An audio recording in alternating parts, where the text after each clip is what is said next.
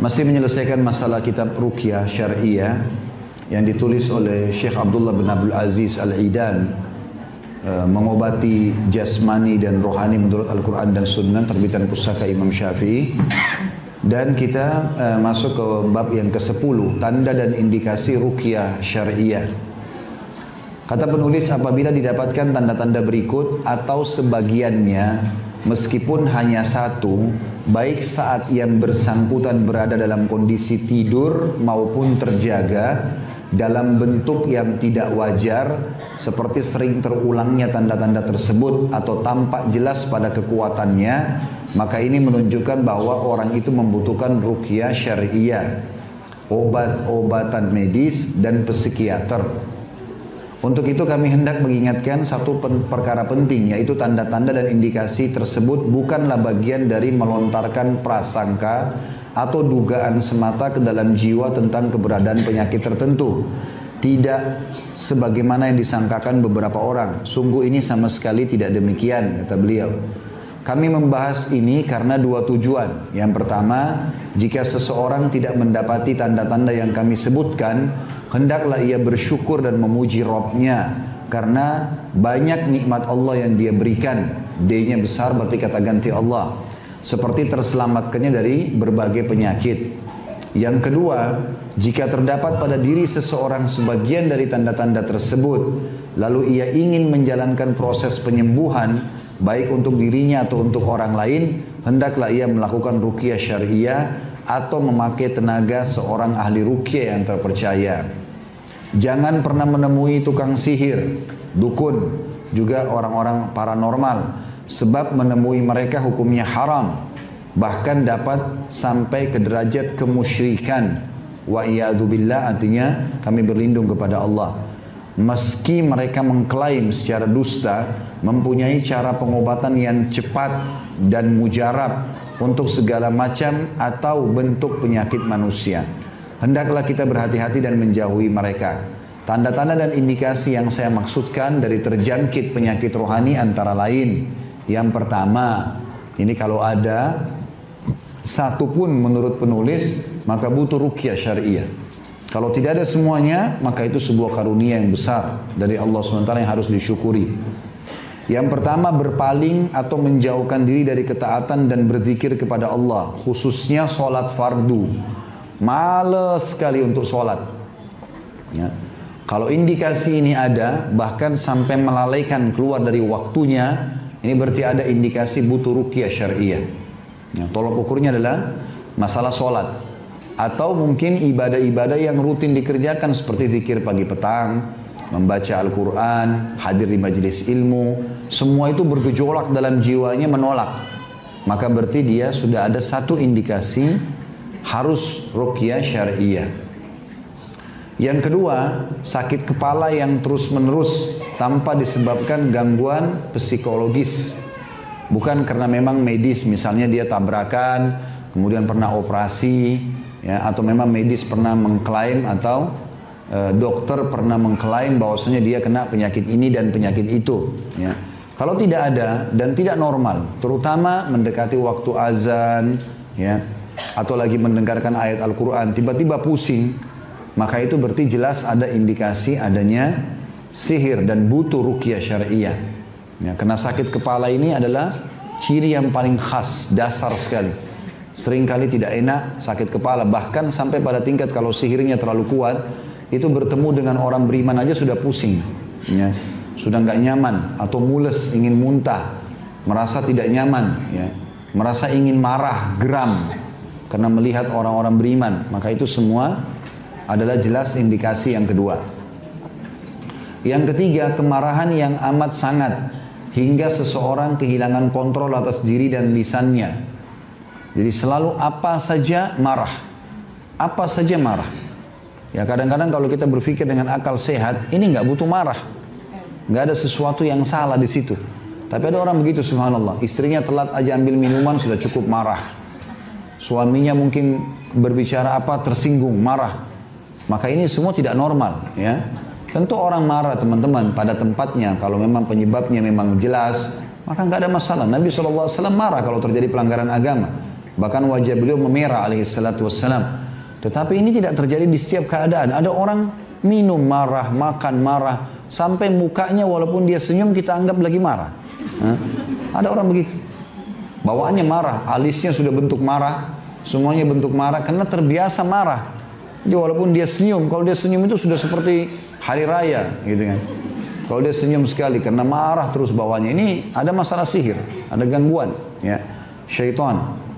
Yang ketiga, yang keempat, pikiran yang linglung, tidak terarah, tidak fokus, selalu pecah konsentrasinya. Ya, masuk dalamnya banyak lupa. Ya. Kalau lupa yang berlebihan ya, baru ketemu tadi pagi sama orang udah lupa. Bahkan ada orang lupa dia sudah makan atau belum. Ya. Tadi dia pakai baju ini, kenapa dia pilih warna itu? Ini lupa yang tidak normal. Semua ini masuk dalam indikasi. Yang kelima, ya ini dipisahkan oleh beliau, pikiran lindung dan kemudian sering lupa dalam kondisi yang tidak sewajarnya. Yang keenam, rasa lemas yang menyelimuti tubuh dan dengan diiringi rasa malas yang luar biasa serta kehilangan tenaga. Nah, artinya tidak ada sebab ya, misalnya kalau ada orang capek sekali letih dari safar, ini tidak ada hubungannya. Atau mungkin perempuan baru habis melahirkan memang letih butuh istirahat, atau capek sekali ya dalam kondisi tertentu, ini beda. Tapi kalau ada orang tanpa sebab sering lemas tiba-tiba ya, tanpa ada sebab, tidak ada sebab medis ya, maka ini biasanya memang karena pengaruh-pengaruh sihir. Biasanya sihir ini memang sihir melemahkan tubuh. Yang ketujuh, susah tidur pada malam hari atau tidak nyenyak dalam tidur ya. Ini juga termasuk ya.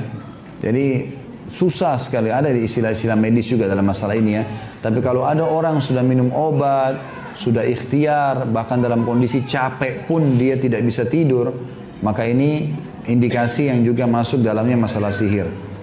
Yang kedelapan, perasaan gelisah, sedih, serta dada terasa sempit secara berkepanjangan. Selalu merasa dirinya tidak percaya diri, sedih berlebihan ya. Apa saja sudah cukup membuat dia sedih. Misalnya mendengarkan cerita temannya sudah cukup membuat dia seperti yang mengalaminya.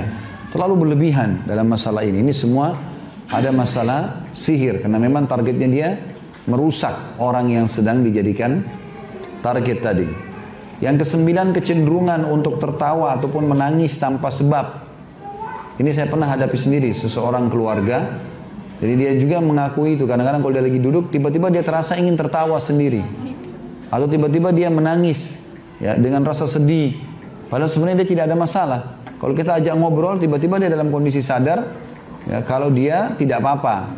Tapi kalau lagi sendirian, dia berkecamuk di pikirannya dan hatinya sendiri tentang masalah-masalah yang membuatnya tertawa ataupun dia sedih ya, tanpa sebab. Yang ke-10, sering mengalami mimpi yang buruk dan mengerikan. Terutama mimpi-mimpi hewan yang disuruh bunuh dalam Islam ya. Mimpi ular, mimpi kalajengking, mimpi cecak ya. Atau semua yang sejenis dengan cecak, baik itu toke ataupun kadal yang besar ya, itu semua masuk dalam istilah adanya indikasi ini ya, adanya indikasi ini. Karena ini hewan-hewan disuruh bunuh, diistilahkan juga dalam hadis dengan fasiqah atau fuwaisiqah ya, binatang yang buruk ya. Sampai kami pernah pelajari dalam Sunan Nabi Daud oleh dosen di tingkat 3 kuliah di Madinah dulu, itu tentang takbir mimpi ya, kalau orang mimpi tikus atau hewan-hewan yang seperti ini berarti memang bisa ada sihir atau bisa ada lawan jenis yang buruk yang sedang mendekati dia. Termasuk misalnya orang kalau mau menikah, kemudian dia istikharah, lalu dia mimpi melihat ada tikus yang mendekatinya, berarti itu pertanda adanya kefasikan calon yang akan menikah dengannya. Kalau mimpi tentang hewan-hewan ini ya, itu diantaranya. Tapi yang paling sering kalau sihir itu ular, kalajengking ataupun cecak. Itu yang paling sering ya. Kemudian juga masuk di dalamnya adalah yang ke-11, rasa malu yang berlebihan dan keinginan untuk memisahkan diri dari manusia. Artinya hilang percaya diri, sama sekali nggak mau bicara sama orang, selalu menyendiri, biasanya suka mengurung diri di kamar sendirian, suka tempat-tempat gelap. Nah, kalau diajak ngomong, pikirannya melayang, matanya kosong. Ya, ini semua ada indikasi itu. Yang ke-12, tidak betah, tetap ada di rumah. benci berkumpul bersama keluarga, istri, suami, anak, bahkan bersikap keras dan kasar saat berinteraksi dengan mereka, serta sering terjadi konflik rumah tangga. Ya, ini masuk dalam indikasi sihir.